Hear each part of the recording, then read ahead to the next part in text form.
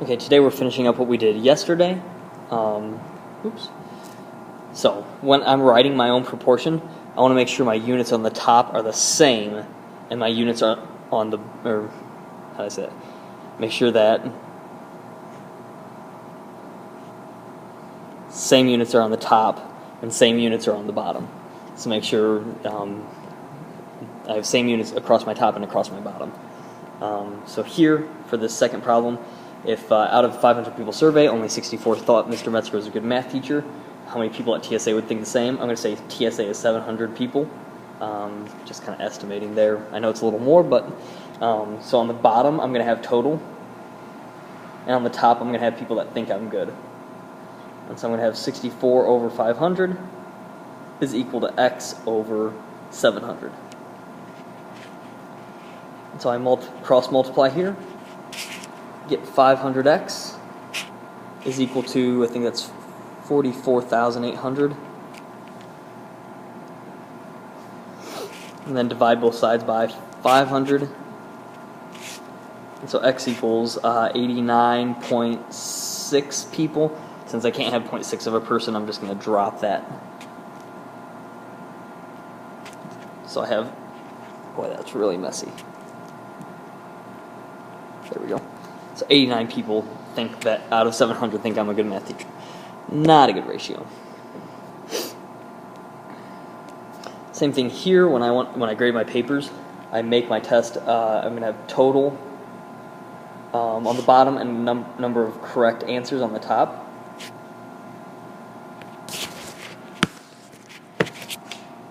So when I do that, if I get 6 questions wrong, that means I got 48 points out of 54.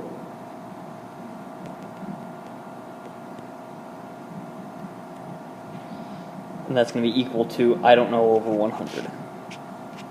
Same thing down here. If I got 10 questions wrong, I didn't get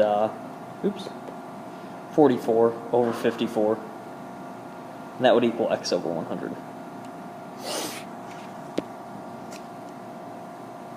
The one and only homework problem, this is actually on page 647, number 44.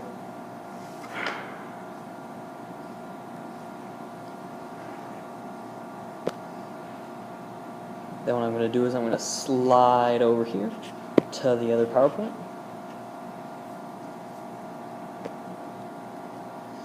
Boom.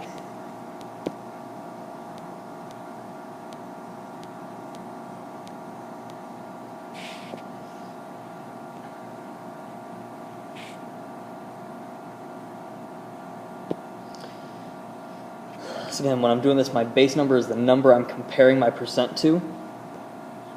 So since 20% of 40, so again, 40 is the number I'm comparing to the percent. So the formula that I'm going to use, so we're going to be able to write a formula.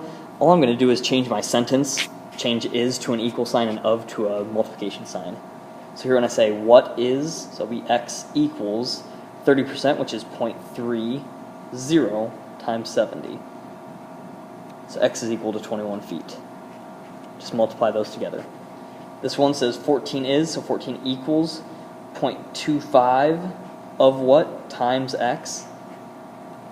So I'm going to divide both sides by 0.25. Divide by 0.25. And so x is equal to $56.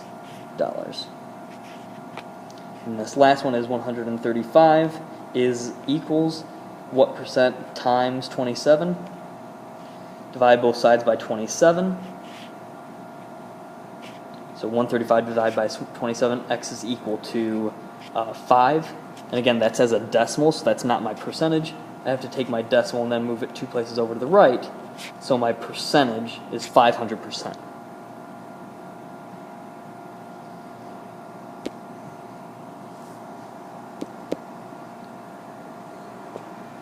Here, when I'm trying to figure out the percent of the bill,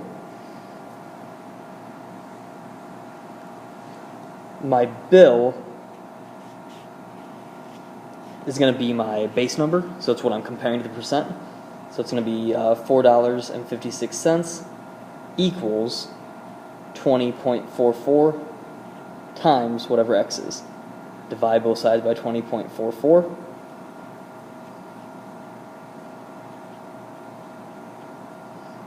And so x is equal to 0.223.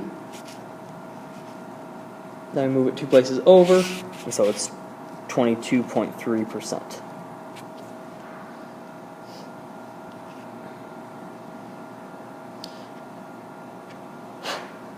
Again, over here, I have,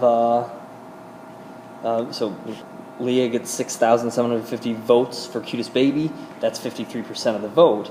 And then how many people voted is what I want to find out. So again, the number that I'm comparing to,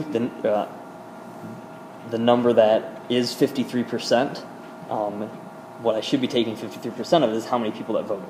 So it's going to be 6,750 is equal to 53% of how many people voted.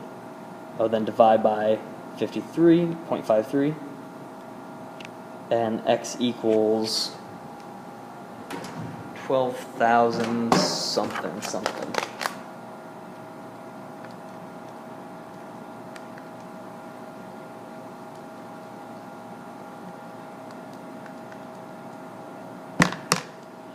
$12,735 people voted total.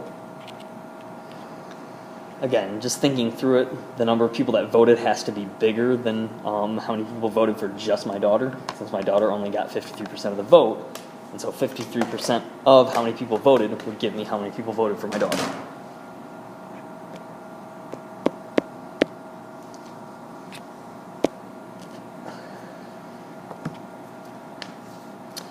And there it is.